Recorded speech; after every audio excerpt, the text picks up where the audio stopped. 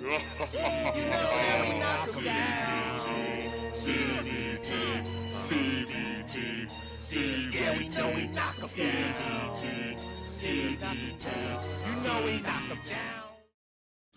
What's good, YouTube? It's your boy Big Cool coming to you from Colossal Boxing Talk. Colossal Boxing Talk is associated with Three Kings Boxing under the movement umbrella. I am back with another video. Last night, we were all treated to one hell of a fight between Sor Rungvisai and Juan Francisco Estrada.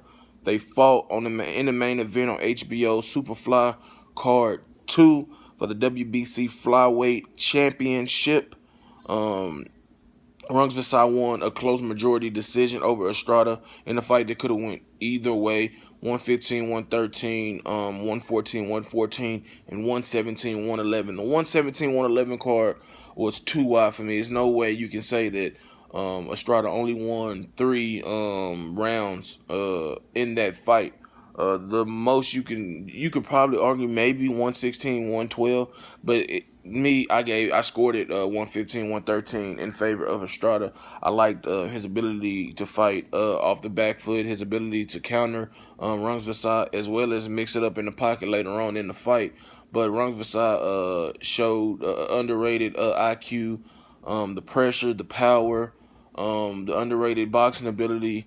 You know, he made at times Estrada fight his fight in terms of he kept him on the end of the power, made it, which from a fight fans or a judge's point of view, you could take that as him being timid, being worried about the power that Rungvisai possesses. And you know, Estrada after the first round said to his corner, Rungvisai definitely packs a big punch. So he felt the power, he knew the threat, and you know it obviously affected you know his game plan to an extent. But I still felt that he started out fast, which I said he needed to do in order to bank in rounds early in the fight, and then carry the fight in the second half, which we all know that he's a second half fighter, and I felt that he did that. But the fight could have went either way, or a draw would have been perfectly fine with me.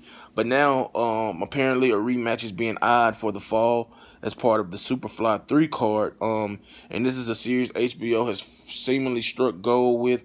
And honestly, if this fight happens, if it's an immediate rematch, which I said in a group chat last night with my guys from the movement, I would be perfectly fine with that, man, because this fight was that close, that competitive.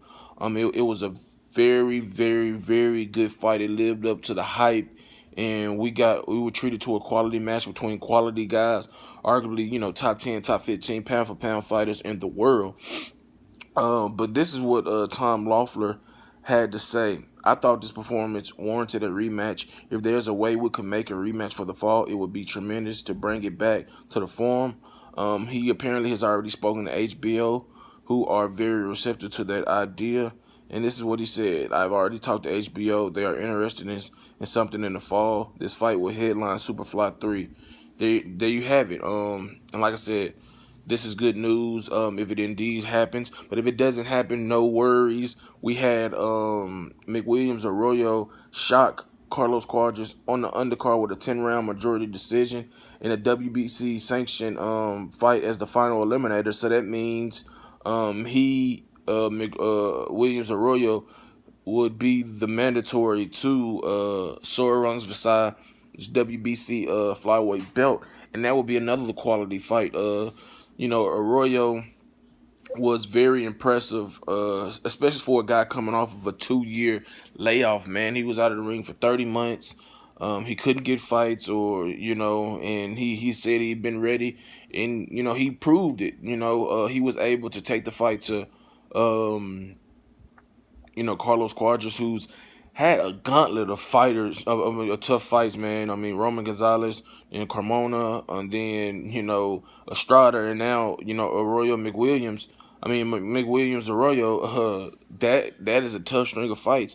And he had Abel Sanchez, his new trainer, because he'd been trainer hopping, you know, since that Gonzalez loss. And you can tell in his style, it's progressively gotten worse. He's not the boxer puncher that we, you know, have accustomed to seeing. Last night, he didn't box. He just threw punches. He was Not the typical guy, the mover, the guy that can, fight out of southpaw or orthodox stance. He wasn't giving angles. He wasn't working the body. He wasn't doing much of what we're accustomed to seeing, from him throughout his career. And now he's at a real crossroads. He's 29 years old. He's lost 3 of his last 4 fights to Roman Gonzalez, one Francisco Estrada, and now McWilliams Arroyo. And that is not good. Like I said, he needs to decompose or decompress from the sport of boxing for a while. Go back to the drawing board. Get back to a trainer that's going to make him the fighter he once was. Abel Sanchez is a guy that really focuses on offensive output. He's an offensive fighter. He's not going to be teaching you anything defensively, anything of that nature. He's, an offensive fighter. He specializes in that. Look at Gennady Golovkin, his fighter Murat Gassiev, who's going to be fighting in the WBSS Cruiserweight Tournament final against Alexander Usyk. Those guys are offensive-minded fighters. And it seems that Quadras Sanchez doesn't really mesh well, especially for the style of Quadras, who's known as a boxer puncher. But it's up to Quadras to go back to the drawing board, reassess some things, and see what his next move is. But McWilliams Arroyo, he's in line for a WBC title shot against Sor Rungvisai, and that will be another quality fight. So if we don't get the rematch between Rungvisai and Estrada, Rungvisai and Arroyo is definitely a good fight, and we shall see how it plays out. But last night's card, man, it was definitely a quality card. Props to HBO who's declined in quality of fights the last few years, but with this Superfly series they got going on, this is something that's going to keep boxing fans like myself interested in their network in terms of boxing. If they keep providing quality fights like this, that's all we ask for them. And these smaller guys, there's so much parity in these lower weight classes, man, that it's just awesome, man. It's just awesome. Like, so much skill, so much talent, and so much willingness to fight each other, man. That's rare. So maybe these guys at welterweight and these upper bigger divisions can take notice, man, because these guys really fight for peanuts. I think both McWilliams Arroyo and Carlos Quadras fought for $25,000. Juan Francisco Estrada made $100,000. Sor Rungvisai made $250,000. And I don't know what Nietes and his opponent made, but they tell you right there, if these guys are willing to fight each other and only making peanuts, that tells you what they really intended. They are for their legacy, and these guys are gonna go down. If not as Hall of Famers, as guys that's well respected, well appreciated because they were willing to fight the best. So props to the little guys, man. Props to HBO for starting this series. Hopefully they keep it going because boxing needs this. These little guys needs this exposure.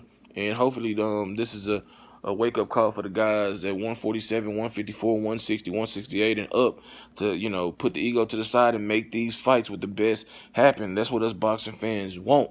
But if you like this video, go ahead and give it a thumbs up. Make sure you subscribe to Colossal Boxing Talk. Turn those notifications on to get notified every time I upload new content. Drop those comments in the comment section below. Let me know what you thought about last night's card and the future of these guys at the lower weight classes. Head over to Facebook, smack that like button on my Colossal Boxing Talk Facebook page. Follow me on Twitter at Colossal CBT. And shout out to everybody in the movement that's moving with us. Until next time, I'm out. Peace.